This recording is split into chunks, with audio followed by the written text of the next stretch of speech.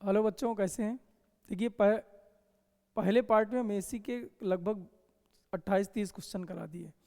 प्रत्यावर्ती धारा पढ़ना बहुत ज़रूरी है, 7वें चैप्टर में है। इसमें केवल और केवल सूत्र तैयार कर लो। जब 60 नोट्स बनाना तो उसमें सूत्र लिख लेना।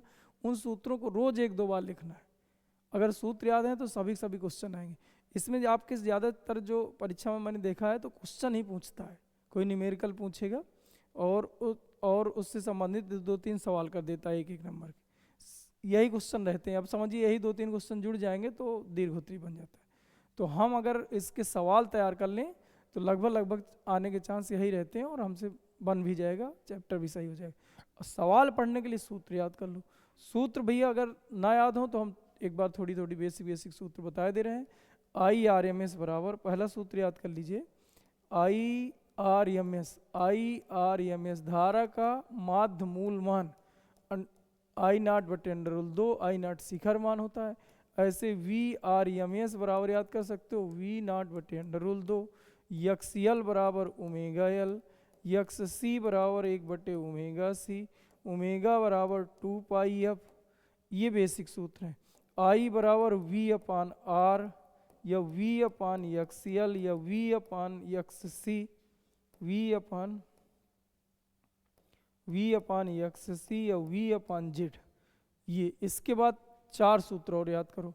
4 सूत्र में पहला रहेगा Z बराबर √R² XL माइनस XC का होल स्क्वायर, XC। अब V बराबर याद कर सकते हो VR का square plus VL minus VC का होल स्क्वायर।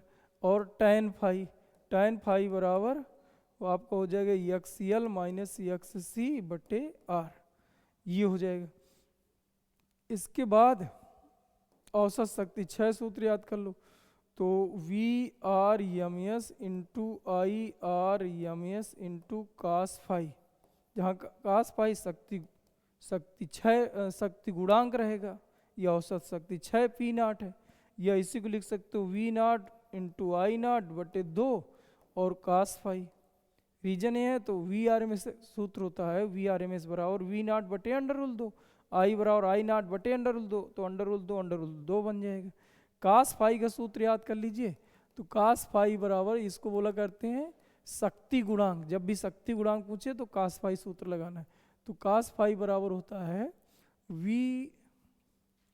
cos फाई बराबर R/Z। याद कर लीजिए cos फाई बराबर R/Z, cos फाई बराबर R/Z। अब देखिए Z बराबर, ये आपको पता ही है, ये नीचे ही रखा है। और इसके बाद एक सूत्र और याद कर लीजिए, खत्म। इतने सूत्र दिमाग में रखे ही रहें। एक सूत्र कौन है? WN VN I P, ये P रहेगा, बाकी सब यस रहेंगे। ये हो जाएगा VP, ये हो जाएगा EP, ये हो जाएगा NP और ये हो जाएगा IS। ये होता परिढमन अनुपात। जब भी ट्रांसफार्मर पूछे, ट्रांसफार्मर का क्वेश्चन कोई भी पूछे तो केवल एक सूत्र याद कर लेना, जो ये इतने से सूत्र आपको याद दिमाग में रखने हैं। चलिए ठीक है, इन सूत्रों को पहले वीडियो रोक के क्रम से लिख लीजिए। अब इसके बाद दूसरी जगह पन्ना पलट के फिर अपने से देख देख के लिखिए। इसके बाद बिना देखे लिखिए, कम से कम 4 बार ये प्रैक्टिस करो। इसके बाद केवल और केवल उन सूत्रों को यहाँ रखना है, बाकी कुछ नहीं है। सूत्रों को केवल रखना है। जैसे थोड़ी सी 34वें नंबर क्वेश्चन अच्छा है, बाकी तो सरल है। ये थोड़ी सी अच्छा है, ये 2023 में पूछा भी था। अब इसमें क्या कह रहा है कि इसमें ये कह रहा है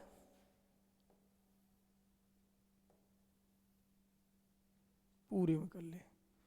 अब इधर देखो, इसमें कह रहा है कि प्रतिरोध R प्रेरकत्व संधारित्र श्रेणी क्रम में जोड़े गए प्रत्यावर्ती स्रोत की आवृत्ति यन तथा अनुनादी आवृत्ति NR किस स्थिति में धारा विभव से पश्चगामी होगी। ये क्वेश्चन है, धारा विभव से पश्चगामी होगी। या इसको थोड़ा सा समझाना पड़ेगा। इधर देखो, ये इधर देखिए जब हम तुम्हें समझाए थे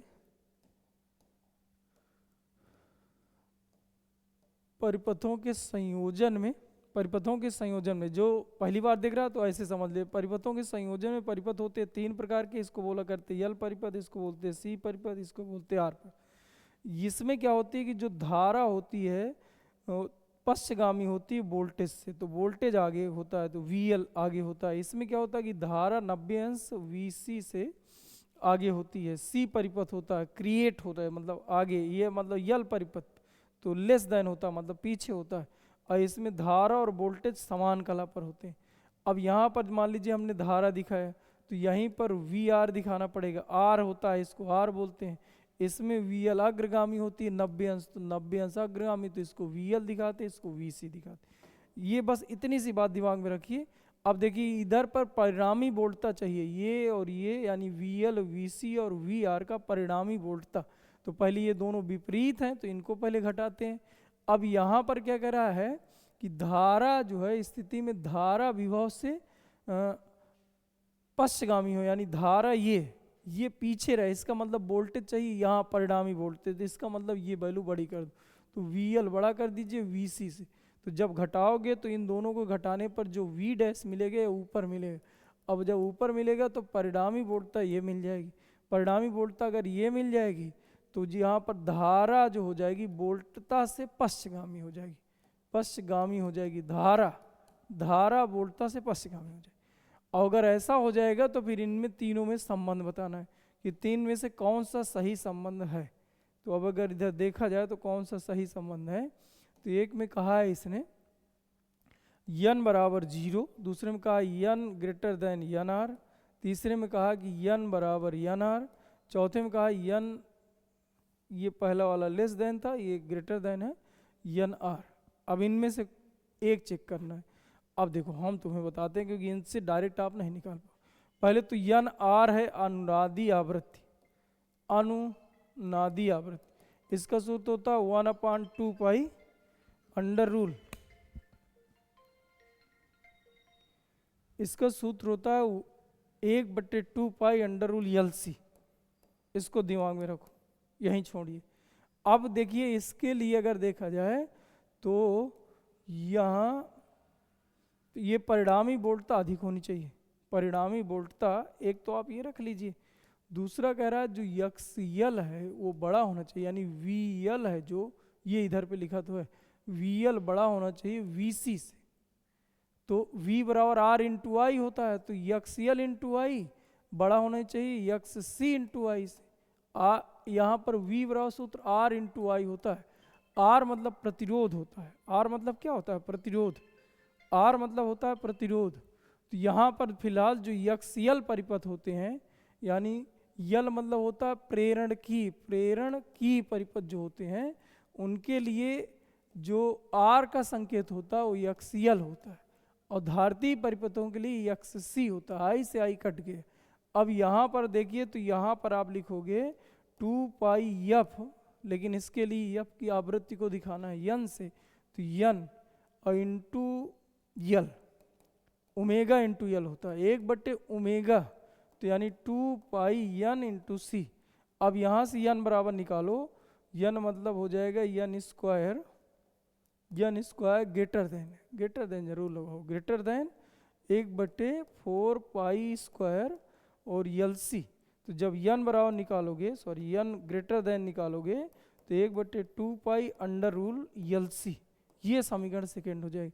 दोनों को तुलना करिए तो ये जो वैल्यू है वो NR के बराबर, तो n ग्रेटर देन NR हो जाएगा। ऐसी कंडीशन में चौथे नंबर का विकल्प भी सही हो जाएगा। चलिए आगे देखते हैं क्वेश्चन नंबर,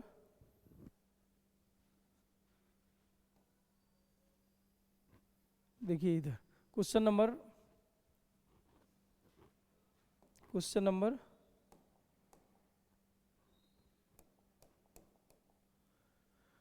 35 कह रहा है किसी प्रत्यावर्ती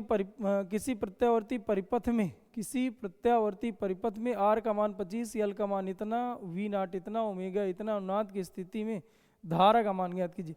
अनुनाद की स्थिति में XL XC के बराबर है, तो Z का मान हो जाता है under rule R² plus XL minus XC का होल स्क्वायर। अब अगर ये दोनों सेम हो जाएगा तो जेड बराबर हो जाता है आर। जेड बराबर कितना हो जाता है, जेड बराबर हो जाता है आर, जेड बराबर हो जाता है आर।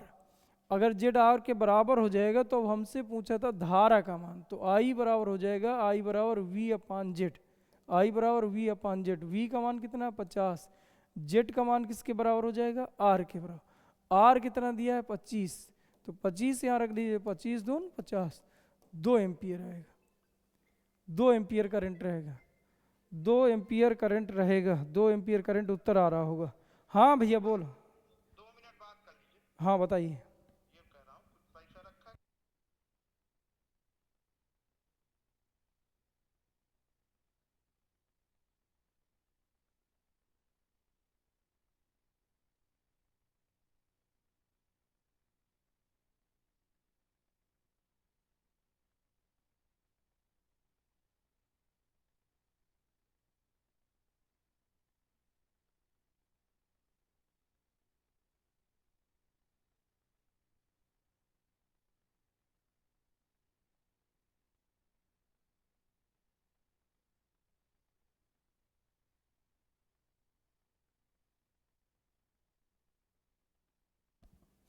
चलिए ठीक है, आगे देखते हैं।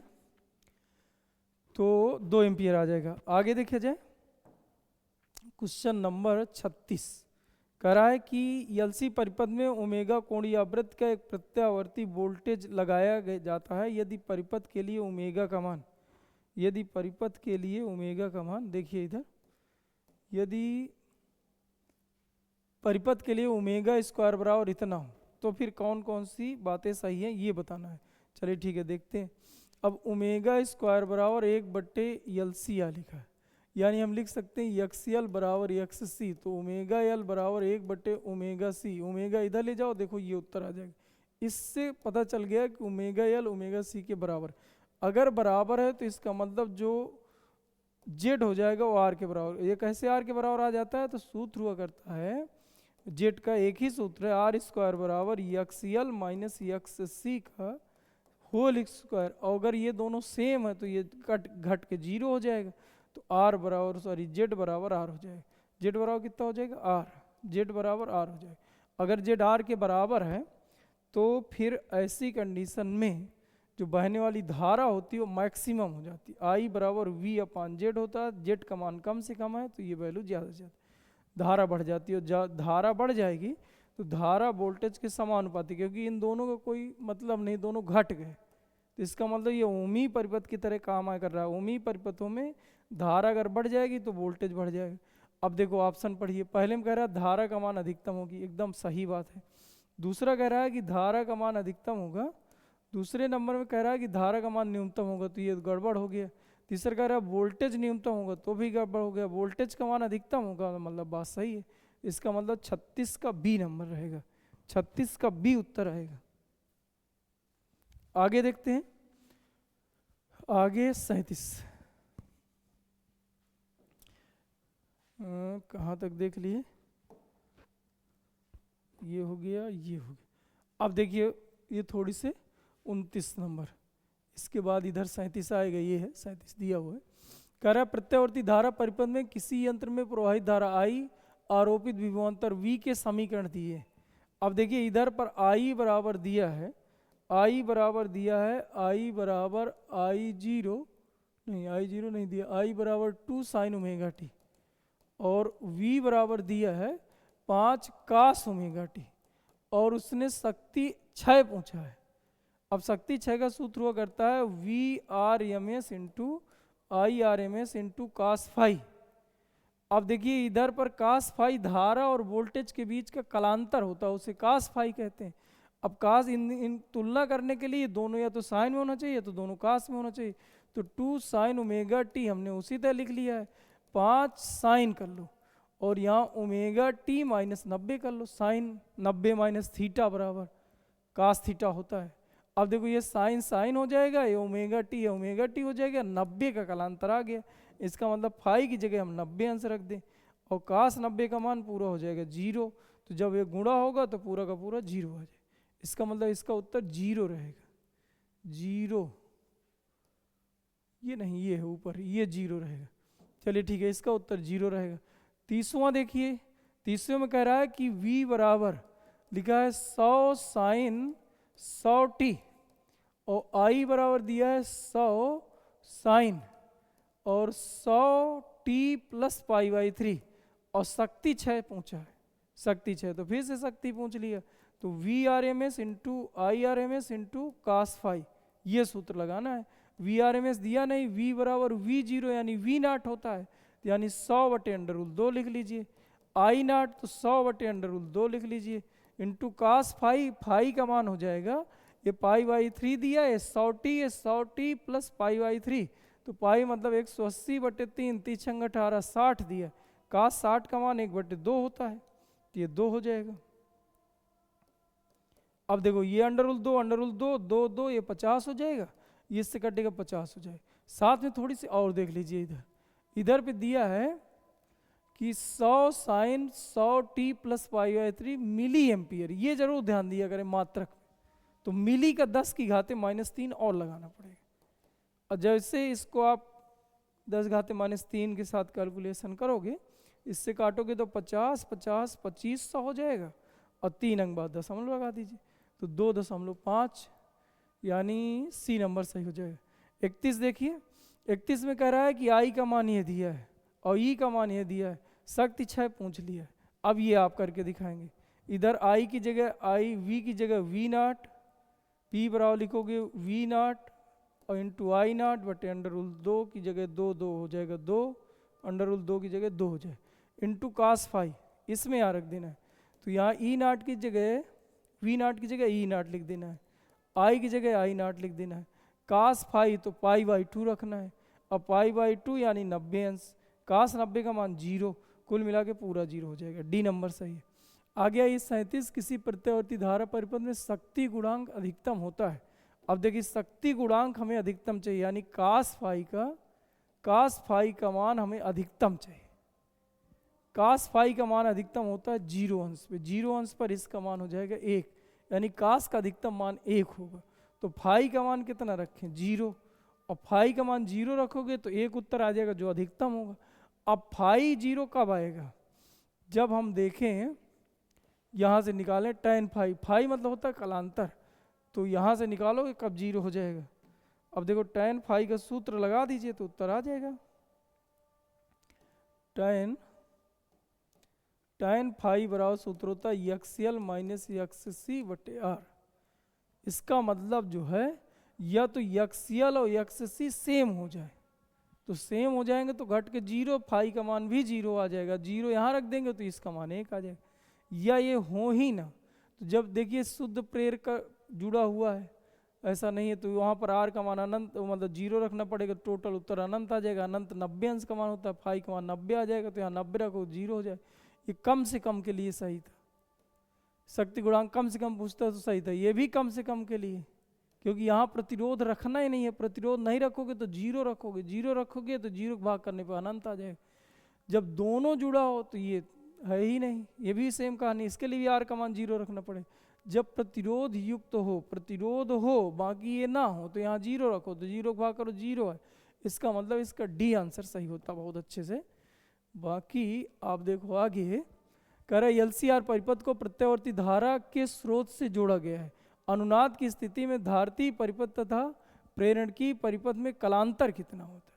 अनुनाद की स्थिति में चाहिए, अनुनाद की स्थिति में धारतीय, तो देखिए इधर अनुनाद की स्थिति में tan फाई बराबर एक्सएल माइनस एक्ससी बटे आर, अनुनाद की स्थिति में एक्सएल और एक्ससी आपस में क्या होते हैं, बराबर होते हैं, अनुनाद की स्थिति में एक्सएल और एक्ससी आपस में क्या होते हैं, बराबर होते हैं।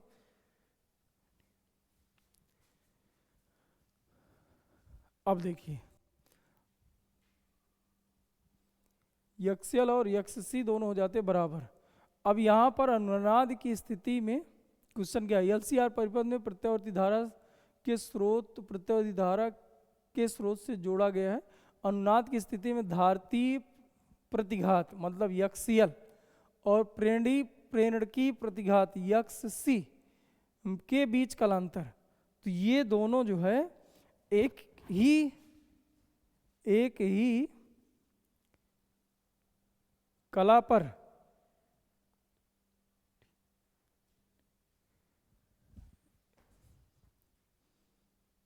चित्रिधा से देखो, ये इसको बोला करते हैं VL, और इसको बोलते हैं VC, और इसको बोला करते हैं VR। ये वीडियो चालू होते ही शुरू में समझाए थे। अब ये दोनों को कर देना है बराबर अनुनाद के लिए। अब ये बराबर कब होगा, जब V बराबर सूत्र V बराबर R इंटू आई आर होता है, XL इंटू आई इधर हो जाएगा XC इंटू आई। अब इनके बीच कलांतर पूछा है, XL और XC के बीच, क्योंकि ये सूत्र हम तब लगाया करते हैं जब I और V के बीच कलांतर पूछे, तो हम ये सूत्र लगाते हैं। यहाँ पूछा था, गौर से देखिए, अनुनाद की स्थिति में धारती प्रतिघात मतलब XL, XC, प्रेरण की प्रतिघात मतलब XL के बीच कलांतर मतलब इनके बीच, तो इसकी डायरेक्शन ये है, इसके डायरेक्शन ये, इनके बीच में कला का अंतर कितना है, तो 180 अंश। इसका आंसर डी सही होगा, एग्जैक्ट। आगे देखिए क्वेश्चन नंबर 39, LCR परिपथ में शक्ति गुणांक 1 के लिए, शक्ति गुणांक मतलब कास फाई का मान है 1, इसके लिए कौन सा प्रतिबंध जरूरी है। अब देखिए इधर कास फाई का सूत्र होता है, R/Z, ये सूत्र याद कर लो, एक ही सूत्र है R/Z।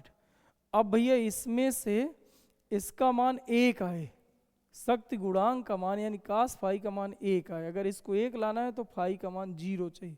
फाई का मान कितना है 0, अगर ये 0 चाहिए तो आप समझिए कि tan फाई में आ जाओ। tan फाई का सूत्र होता है XL माइनस XC/R, ये होता है। इसका मतलब इनका मान इसके बराबर हो जाए, यानी XL माइनस XC/R हो जाए। अब XL की वैल्यू क्या लिखा जा सकता है, ω/L, XC 1/ω/C/R। ऐसा ऑप्शन होना चाहिए, चाहे ऐसा मिल जाए, चाहे ऐसा मिल जाए, चाहे ऐसा मिल जाए। अब देखिए कौन सा दे रहा है, तो R = 0 गड़बड़ है, ये दोनों बराबर हों गड़बड़ है, ये डी नंबर ज़्यादा सही है। डी नंबर देखिए वही लिखा है XL माइनस XC/R, ये लिखा हुआ है। आगे देखिए LCR के परिपथ में अनुनाद की स्थिति में शक्ति गुणांक का मान क्या होता है, शक्ति गुणांक। अब इसमें फिर से देखिए शक्ति गुणांक कास फाई बराबर सूत्र होता है R/Z, और अनुनाद की स्थिति में अगर देखा जाए तो ये R² बराबर XL माइनस XC का स्क्वायर, ये बनेगा। अब ये अगर बनेगा तो आप देखिए अनुनाद की स्थिति में दोनों हो जाएंगे बराबर हो जाएंगे, तो दोनों घट जाएंगे, तो ये हो जाएगा, तो ये इसके बराबर हो जाएगा, यानी आ जाएगा आपका 1। शक्ति गुणांक इससे कट जाएगा तो कास फाई R/R बराबर 1, R/R बराबर 1, यानी हमें चाहिए थीटा, इसने फाई यहाँ निकाल दिया कलांतर। अब देखिए कास फाई बराबर 1, तो कास फाई बराबर कास 0 अंश, कास 0 का मान 1 होता है, तो इससे कट गया तो फाई का मान आ जाएगा 0। ये फाई यहाँ दे दिया है, फाई नहीं पूछा उसने, कास फाई पूछा, कास फाई का मान 1 आएगा। आगे देखते हैं, आगे देखा जाए शुद्ध प्रेरण की परिपथ में औसत शक्ति क्षय क्या होती है। शुद्ध प्रेरण की परिपथ मतलब L, शुद्ध धारती परिपथ मतलब C, इन दोनों में क्या होता है, कलांतर का मान 90 अंश होता है, और जहाँ 90 फाई का मान 90 रहता है वहाँ औसत शक्ति क्षय 0 होती है, तो 0 हो जाएगी। रीजन क्या है, सूत्र होता है P बराबर VRMS into IRMS into cos phi. अब फाई की जगह 90 रखोगे तो कास फाई का मान यानी कास 90 का मान हो जाएगा 0, इसलिए पूरा का पूरा 0 हो जाएगा। आगे देखते हैं, कह रहा है, चलिए देख लीजिएगा, ये शायद बताया अभी, औसत शक्ति 6, हाँ 0 आया था इसका उत्तर, ये भी बताए, ये भी हो गया, ये भी हो गया, ये तो अभी अभी पढ़ा दिए 42। आगे देखिए इधर कह रहा है चोक कुंडली ऐसी कुंडली है जिसका, चोक कुंडली, देखिए इधर पे समझिए चोक कुंडली क्या है। चोक कुंडली एक ऐसी कुंडली है जिसकी सहायता से प्रत्यावर्ती धारा मतलब AC लिख लीजिए, प्रत्यावर्ती धारा की प्रबलता को कम कर देते हैं। एक ऐसी युक्ति, देखिए याद कर लीजिए, चोक कुंडली जब भी तुमसे पूछे, चोक कुंडली क्या है, जो AC की प्रबलता यानी प्रत्यावर्ती धारा की प्रबलता को कम कर दे। और कभी पूछ ले ट्रांसफार्मर क्या है, ट्रांसफार्मर पूछे तो उसमें आपको ये बताना है कि जो प्रत्यावर्ती वोल्टेज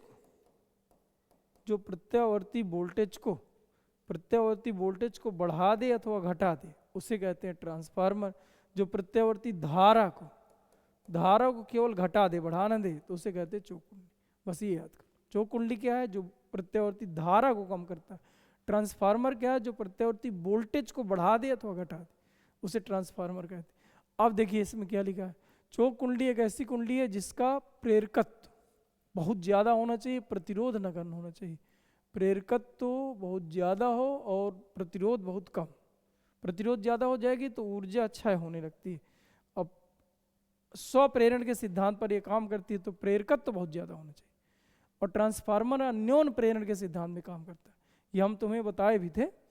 इधर और देखिए, कह रहा है 10 ओम का प्रतिरोध 5 मिली हेनरी की कुंडली तथा 10 माइक्रोफैरेड संधारित्र श्रेणी क्रम में जुड़े। ये एक प्रतिरोध जुड़ा है 10 ओम का, और एक कुंडली जुड़ी है 5 मिली हेनरी की, और 10 माइक्रो एक संधारित्र जुड़ा है 10 माइक्रोफैरेड का, श्रेणी क्रम में जुड़े हैं। जब संयोग को उचित आवृत्ति के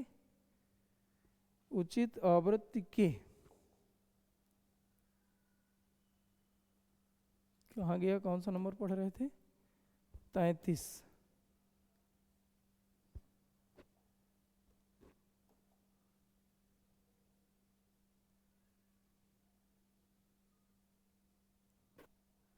आधा ही क्वेश्चन है यार, क्वेश्चन बहुत अच्छा था। 33 का मतलब ये कहाँ हमें मिलेगा, आधा 34 के करीब, 34 का है 32 33 और पीछे जाएंगे, ये चलिए चलो कोई बात नहीं, देख लेंगे, क्वेश्चन अगला करते हैं। आगे लिखा नहीं, चलिए 41वां देखते हैं।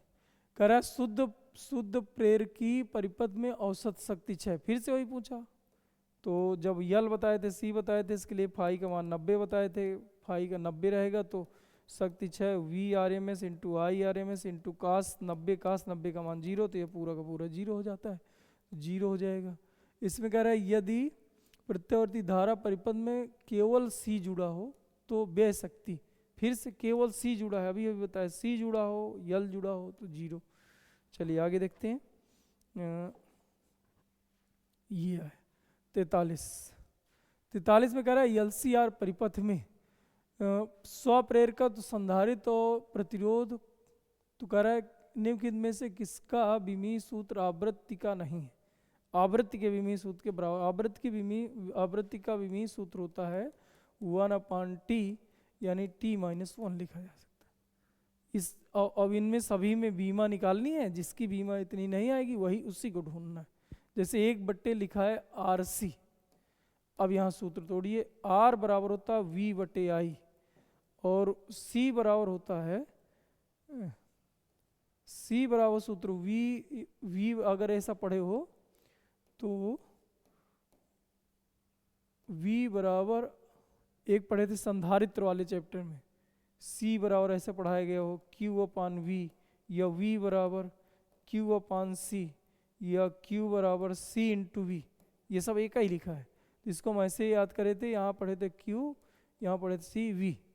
अब यहाँ से हमें निकालना है C, तो C बराबर सूत्र होता है Q/V, तो V से V कट गया। और Q बराबर सूत्र हम आपको पढ़ाएं IT, तो I से I कट गया। 1/T को लिख सकते हो T-1, मतलब ये होता है, हमें ढूंढना नहीं होता, नहीं वाला। जैसे अब दूसरा वाला हो गया R/L, तो R/L, R की जगह R बराबर V/I लिख लो, और L की जगह एक सूत्र याद कराया गया E बराबर -L DI/dt, तो यहाँ से यल निकाल लो, तो यल बराबर हो जाएगा ई डी टी बटे डी आई, डी आई। अब देखो यह मेन बटा, तो ये आई है, ये आई है, कट जाएगा, ये ही है, ये ही है, कट जाएगा। ई और वी बात एक ही होती है, इन दोनों का मात्रक बोल्ट होता है। 1/t फिर से बच गया, तो 1/t, तो ये हो जाए t-1, ये t बच रहा है, बाकी सब कट गया। 1/LC ओमेगा के बराबर होता है, अंडर रूल LC, यही ना होगा डी नंबर, थोड़ी इसको चेक कर लो। C/L, C/L, C का सूत्र अभी अभी बताए थे, C बराबर सूत्र क्या हो जाएगा, Q/V, और यल बराबर यहाँ से निकालना था, इधर तिरक गुणा करिए तो E और dt/di। अब देखिए ये इस बार बाहर बाहर गुणा, अंदर ये कटेंगे नहीं, वर्ग हो जाएगा, तो कहा जाएगा Q की जगह लिख लो IT, और ये t ऊपर से पहुंच गया, dt बटे EV, जो दोनों सेम एक ही बात है, और यहाँ dt, ये क्या था, di था, ये di। अब इसे काटिए वाटिए तो कट ही नहीं रहा, इसका मतलब यही है, सही है। अब आगे हम कह रहा है कि टी की समय, टी की बीमा नहीं है, टी की बीमा निकालना है, ये बहुत ज़्यादा पूछा है, बीमा हुआ निकालिए, बीमा निकालने के लिए सूत्र याद। फिर इसमें वही चीज़ है, अभी तीनों की बीमा बताए हैं कैसे निकालना है, या 1/√, ये अब देखिए ओमेगा और 1/√LC होता है। अब इसको इधर ले आओ तो अंडर रूल LC बराबर हो जाएगा 1/ओमेगा, ओमेगा का मात्रक हो जाता है 1/HZ, यानी इसी को बोला करते हैं 1/सेकेंड इनवर्स, या इसी को सेकेंड लिखा जा सकता है, सेकेंड इसका उत्तर है। अनुनाद की स्थिति में LC अनुनाद की स्थिति में, तो यह बराबर याद कराए 1/2π√LC, तो 1/2π√LC ये आना चाहिए। हाँ ठीक है। आगे थोड़ी सी हम देखना चाह रहे थे ट्रांसफार्मर वाले क्वेश्चन कहाँ से दिए है, ये 50 नंबर से, ये थोड़ी सी और संभाल लीजिए, बाकी ये तो बीमा उमा है, इनको तैयार करिएगा। एक प्रत्यावर्ती ट्रांसफार्मर इतने वोल्ट से, देखिए इसके लिए फिर से सूत्र बता रहे हैं, ट्रांसफार्मर का कोई भी क्वेश्चन आ जाए, VNIPP,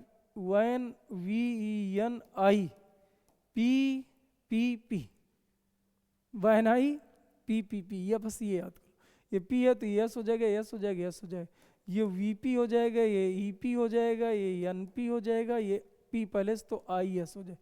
करंट उल्टा चलता है, बाकी सब ये चलता है, सब आपस में बराबर होता है। अब देखिए ऊंचाई ट्रांसफार्मर 220 वोल्ट की लाइन पर लगा है, यानी देखिए ऐसे करके ट्रांसफार्मर का संकेत होता है, इसको बोला करते हैं प्राथमिक कुंडली, जिसको P लिख रहे हैं, इसको बोलते हैं सेकेंडरी, जिसको S बोलते हैं। अब ये 200 नहीं लिखा, 2400 लिखा है, 2400 वोल्ट की लाइन पर लगा है मतलब इनपुट दे रहा है, यानी ये जो वोल्टेज दिया है वो VP प्राइमरी का दिया है 2400। फिर आगे कह रहा है निर्गत में लगे लोड प्रतिरोध में इतने, निर्गत मतलब सेकेंडरी में जो करंट दे दिया है वो IS सेकेंडरी 80 एम्पियर दे दिया है। प्राथमिक तथा द्वितीय कुंडली में फेरों की संख्या, प्राइमरी बटे सेकेंडरी में फेरों की संख्या 20/1, प्राथमिक तथा द्वितीय कुंडली में फेरों की संख्या का अनुपात 20:1। यदि ट्रांसफार्मर की दक्षता 100, तो कह रहा है प्राथमिक कुंडली में धारा यानी IP बराबर क्वेश्चन में, अब सूत्र लगा दो, ये सूत्र लिखा है YNIPPP। अब देखिए यन और ये पूछा है, तो ये लास्ट वाला उठा लो, NS बटे NP बराबर IP बटे IS।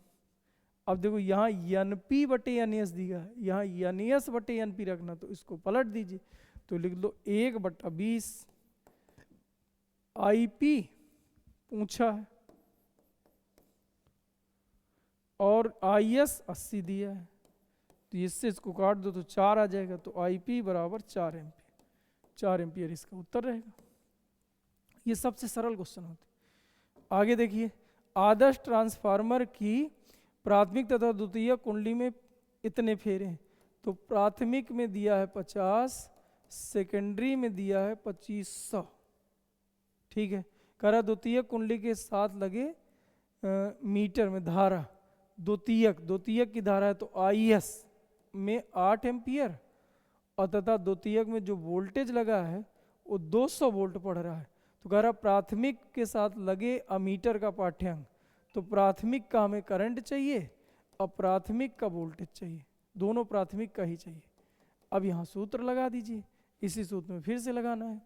तो यहाँ NS बटे NP बराबर IP बटे IS, तो NS का मान हो जाएगा 2500, NP का मान 50, IP का मान हमें चाहिए है और IS का मान दिया है 8। अब इसको काट दीजिए, इससे इसको काटिए, 50 आ जाएगा, 50 गुणे 8 45 यानी 400 एम्पियर। 400 तो किसी में दिए नहीं, 0 0 कटा, 5 50 25 50 और 8 45 400, ठीक तो लिखे? देखिए कुछ गड़बड़ कर दी क्या? अच्छा ये 500 फेरा है, 500 में तो एक 0 इसका और कम हो जाएगा, यानी 40 एम्पियर। 40 का ऑप्शन एक ही जगह दिया है, बस यहीं टिक करो। और ऐसे सेम अगला क्वेश्चन है, चलिए ठीक, ये भी क्वेश्चन दिए हैं, ये भी ट्रांसफार्मर है। ये वीडियो ले लीजिए और इसके सवाल आप लगाएंगे, कमेंट्स में बताएंगे। थोड़ी देखिए और मैं जूम कर दे रहा हूँ।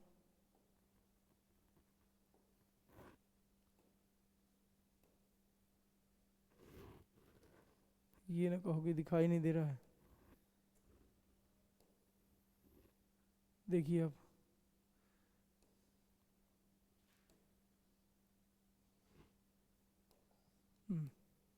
यहाँ से देखिए, यही आप ही बताए थे। ये देखिए, ये करिएगा, ट्रांसफार्मर, किसी ट्रांसफार्मर का में क्या संभव नहीं है? भावर धारा संभव है, दिष्ट धारा संभव नहीं है। ये बी नंबर, DC करंट पे काम नहीं करते, AC करंट पे काम करते। ऊंचाई ट्रांसफार्मर की द्वितीय कुंडली में धारा का मान प्राथमिक कुंडली की तुलना में, ऊंचाई में क्या होता है ना, ऊंचाई में वोल्टेज बढ़ जाता है, जहाँ वोल्टेज बढ़ेगा धारा घट जाएगी, धारा कम होती है। धारा पूछा था, और क्या पूछा? आवृत्ति क्या है? अनुनाद की आवृत्ति। अनुनाद की आवृत्ति पता है? सूत्र होता है F बराबर 1/2 pi under rule LC, L और C ये इधर पे दिया है, 2010 का क्वेश्चन था। चलिए ये पूरा कंप्लीट हो गया हमारी तरफ से। कोई दिक्कत है तो अभी आप कमेंट्स करेंगे, या जिनके पास मेरा नंबर है फ़ोन कर लेंगे कहाँ क्या समस्या है। या अगर आप कोचिंग आ सकते हैं तो हम यहाँ पर 8 से 10 बैठते हैं कोचिंग में। आपको ये सीट भी ले जाओ अगर जिनके पास ये सीट ना हो, और सवाल भी पढ़ लीजिए, जो सवाल ना उनमें टिक करके आई पूछ जाइए, ठीक है? लेकिन नोट्स ज़रूर बनाइए, 60 नोट्स बनाइए, वीडियो देखा करिए, जहाँ आपको समझ में आता है वीडियो बढ़ा लिया करिए। और अभी का पढ़ना बहुत ज़रूरी है, परीक्षा के टाइम में तो केवल एक बार रिवीजन होगा, और अगर अभी ना पढ़ोगे तो फिर उस टाइम पे आप तैयार भी कर लो, रिवीजन भी कर लो, परीक्षा भी दे आओ, 3 काम एक साथ नहीं हो पाएंगे। ठीक है बच्चों, ठीक है, धन्यवाद।